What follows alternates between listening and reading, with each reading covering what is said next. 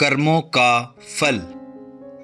दोस्तों, हमारे जीवन में हमारे कर्मों से बड़ा कुछ भी नहीं होता। अच्छे कर्मों का फल कब और कैसे मिल जाता है, आओ इस गुरु और शिष्य की कहानी में जानते हैं। तो दोस्तों, वीडियो में अंत तक बने रहना और हमारे चैनल को सब्सक्राइब कर देना। आइए चलते हैं कहानी की ओर। एक बार की बात है, एक पहाड़ पर एक कुटिया थी और उस कुटिया पर एक गुरु और उसका शिष्य रहा करते थे। उस गुरु को बहुत ही सिद्धियां प्राप्त थी और उनकी सिद्धि हर जगह प्रसिद्ध थी। वहां के लोग उनकी शक्तियों से भली भांति परिचित थे। वह ध्यान में बहुत ही ज्यादा लीन रहते थे। कई बार वह 3-3, 4-4 दिनों तक ध्यान में ही बैठे रहते थे। वह कुछ खाते पीते भी नहीं थे। वह ध्यान साधना करते हुए भविष्य देखने में भी सक्षम थे। एक बार ऐसे ही वे ध्यान में लीन होते हुए देखते हैं कि अगले 8 दिनों बाद उनके शिष्य की मृत्यु हो जाएगी और यह भविष्य देखकर वह बहुत परेशान हो जाते हैं और उनका ध्यान एकाएक भंग हो जाता है। अब वह इसी सोच में डूबे रहते हैं कि मेरे शिष्य के पास केवल 8 दिन ही शेष बचे हैं। फिर कुछ देर बाद गुरुजी अपने शिष्य के पास जाते हैं और उसे कहते हैं कि मैं सोच रहा हूं कि तुम अगले 8 दिनों के लिए अपने परिवार के पास उनके गांव में मिलने के लिए चले जाओ। यह बातें सुनकर उनका शिष्य बहुत ज्यादा खुश हो जाता है और वह अपने गुरु को कहता है कि गुरुजी, सच में मुझे भी बहुत दिनों से अपने परिवार वालों की याद आ रही थी। मैं भी सोच रहा था कि मैं भी अपने परिवार वालों के पास जाकर मिल लेता हूं। और वह अपने गुरु से आज्ञा लेते हुए पहाड़ी से नीचे की ओर चलना शुरू कर देता है।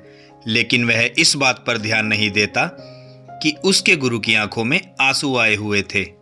वह चलते चलते पहाड़ से जैसे ही नीचे एक समुद्र के पास पहुंचता है तो देखता है कि एक रेत के टीले के पास चींटियों का घर बना हुआ था और उस घर से बहुत सारी चींटियां बाहर की तरफ जा रही थी और बहुत सारी चींटियां घर के अंदर की तरफ आ रही थी।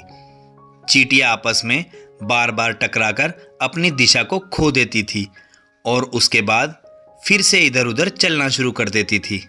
शिष्य का ध्यान अचानक समुद्र की लहरों की ओर जाता है। लहरें उफान खा रही थी।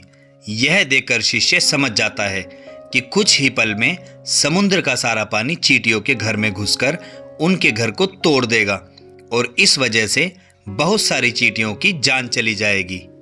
शिष्य तुरंत अपनी समझदारी दिखाते हुए अपने ऊपर वाले वस्त्रों को खोलता है और उसके अंदर रेत भरकर चींटियों के घर के चारों तरफ एक 4 दीवारी सी बना देता है। वह इस प्रकार 4 दीवारी बनाता है कि समुद्र से आने वाला पानी चींटियों के घर तक ना पहुंच सके। साथ ही साथ वह अपनी समझदारी से एक तरह की नाली बना देता है ताकि समुद्र से आने वाला सारा पानी उस नाली में बहकर दोबारा समुद्र में जा सके।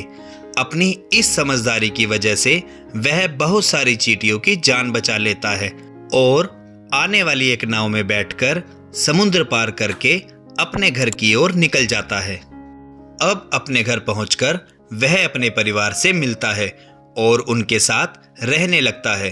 उसे पता भी नहीं चलता कि कैसे समय गुजर गया। अब वह वापस अपने गुरु के पास जाने की सोचने लगता है और अगले ही दिन अपना सामान बांधकर अपने गुरु के पास जाने के लिए निकल जाता है।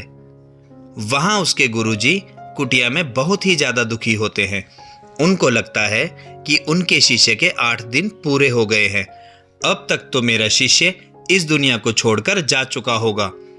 अचानक गुरुजी देखते हैं कि उनकी कुटिया की ओर कोई व्यक्ति चला आ रहा है। जब यह ध्यान से देखते हैं तो उनको पता चलता है कि यह तो उन्हीं का शिष्य है जो उनकी ओर चला आ रहा है। वह दौड़कर अपने शिष्य के गले लग जाते हैं।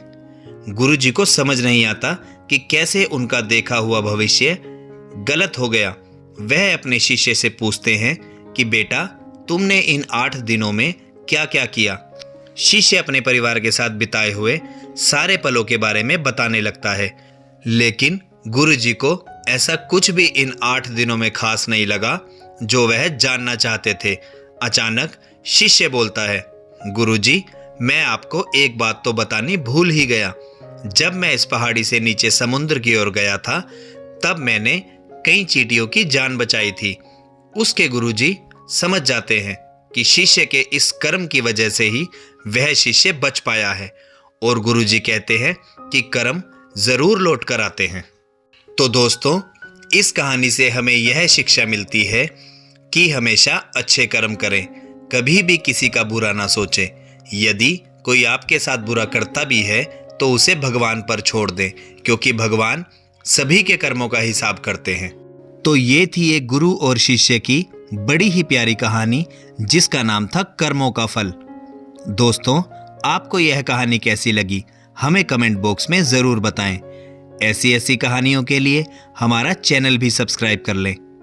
तो ठीक है दोस्तों, मिलते हैं एक नई वीडियो में एक नई कहानी के साथ।